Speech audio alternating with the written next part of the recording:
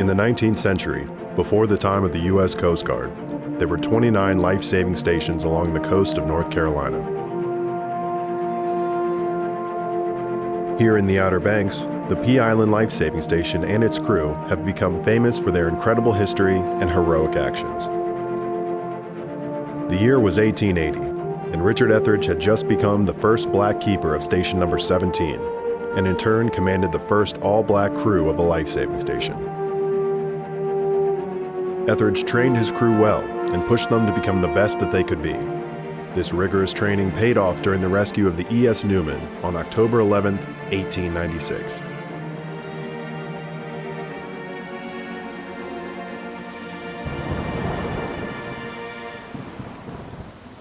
The nightly beach walk was called off that night due to hurricane conditions, but surfman Theodore Meekins was assigned lookout from the watchtower and spotted a red flare from the distressed ship. The Pea Island Life Saving Station quickly sprung into action, and they first attempted rescue with a Lyle gun, but could not get it to fire due to the heavy rain and overwash. Keeper Etheridge asked for volunteers to tie a rope around their waist and swim out to the E.S. Newman. His plan was successful, and over the course of the next 4 hours, 10 trips were made to the ship, and Captain S.A. Gardner, his wife, his son, and his 6 crewmates were all rescued. No medals were given for their heroic rescue until 100 years later, when they were awarded the Gold Life-Saving Medal by the U.S. Coast Guard.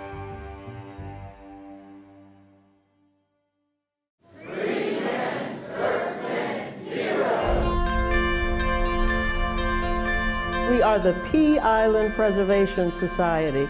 This weekend happens to be a very special weekend because it's a couple of days before the station's most famous wreck.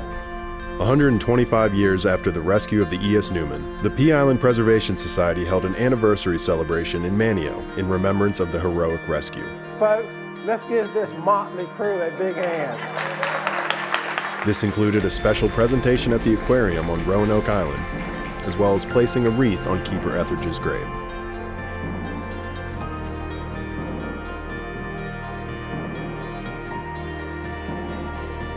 To cap off the event, it was announced that October 11th, 2021 would become Pea Island Lifesavers Day, to forever commemorate the Pea Island Life-Saving Station. I proclaim October the 11th, 2021 is Pea Island Lifesavers Day.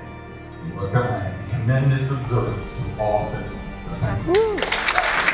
Yeah, stand up. Thank you. Is that not great news? This was followed by a second event at the Haven Creek Baptist Church in Manteo. Like the children of the Israelites. All right. God's gonna trouble the water. Wade in the water. Wade in the water, children. God's gonna trouble the waters. I'd like to welcome everyone here today and thank you for coming out to help us celebrate the 125th anniversary of the E.S. Newman rescue. To all the descendants of the men who served at Pea Island, their past lives within you, for you are a product of their past, the keeper of their story. And it is our duty to tell their story, to inspire and educate future generations. We're here to honor Richard Etheridge today. He was the epitome of a great leader. He was loved and respected by his men and other lifesavers. And of course, he was revered by those he rescued. You've heard the names before and you'll hear them again. Richard Etheridge, Theodore Meekins, Benjamin Bowser, Louis Westcott, Dorman Pugh, Stanley Wise, William Irving, because as I said, if not for them, I would not be here today. There would be no Gardner family. Although time separates us, I wish to thank Richard Etheridge and the crew for their courage, dedication, and humility. So the establishment of an all-black crew at Pea Island seemed like a promising opportunity. By comparison, here was a station where they might rise in the ranks. The black community took pride in Pea Island. Even now, 125 years later, their example lights our path toward a better tomorrow. The history of the crew at the Pea Island Station continues to this day, And their legacy is marked by the role they played in the collective work done by all life-saving stations across the Outer Banks. The all-black P. Island Life-Saving Station means so much to the U.S. Coast Guard, and it is one of our proudest moments in our 231 plus years of service history of saving lives. The P Island Preservation Society operates the Cookhouse Museum in Manio, where there are countless artifacts and photos documenting the history of the first all-black life-saving station.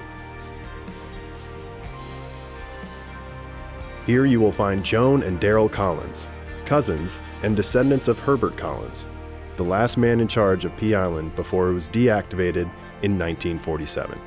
This history, I believe, is just so telling about what the history of this country represents.